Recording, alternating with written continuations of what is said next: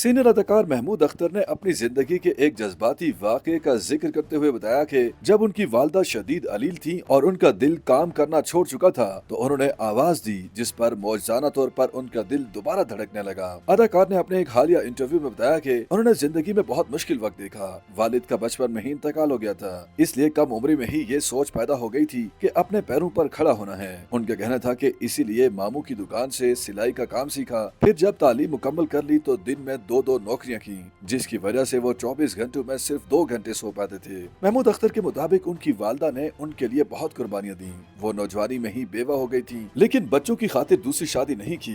उनके कहना था कि जब उनकी वालदा शदीद अलील थी उस वक्त उनके जिस्म में सिर्फ दिमाग काम कर रहा था, दिल ने काम करना छोड़ दिया था और गुर्दे भी सिर्फ 25% फाल थे। ऐसे में वो पाकिस्तान से कनाडा वालदा के पास गए क्योंकि वो उस वक्त कनाडा में मुकीम थी। अदाकार ने बताया कि जब वो अस्पताल पहुंचे तो उन्होंने अपनी वालदा को आवाज दी और ये अल्लाह का मौजज़ा था कि उनका दिल जो कि काम करना छोड़ चुका था अचानक से धड़कने लगा। वालदा ने आंखें खोल दी, जो उनके लिए बहुत हैरान कुन लम्हा था। उसके बाद वालदा सिर्फ 12 दिन जिंदा रहीं और फिर उनका इंतकाल हो गया। सीनियर पाकिस्तानी अदाकार महमूद अख्तर ने इंकशाफ किया कि माजी में यूरोप में फिल्म की शूटिंग के दौरान उन्हें दिल का दौरा पड़ा तो 10 दिन तक बॉलीवुड अदाकार नवाजुद्दीन सिद्दीकी उनकी देखभाल के लिए अस्पताल में उनके साथ रुके। महमूद अख्तर ने एतराफ किया कि नवाजुद्दीन सिद्दीकी का उनके ऊपर कर्ज और एहसान है जो वो कभी नहीं चुका सकेंगे। प्रोग्राम के दौरान उन्होंने वालदा के इंतकाल को जिंदगी का सबसे बड़ा दुख करार दिया और साथ ही कहा कि वालदा के इंतकाल के अगले साल उनकी अकलौती बहन भी दुनिया से चल बसी थी। उनके मुताबिक वालदा और बहन के इंतकाल के बाद उन्होंने खुद को दुनिया में तन्हा पाया। उन्हें ऐसा महसूस हुआ कि वो नंगे सूरज तले दौड़ रहे हैं। प्रोग्राम के दौरान बात करते हुए उन्होंने ये भी इंकशाफ किया कि माजी में फिल्म की शूटिंग के दौरान उन्हें भी दिल का दौरा पड़ा था।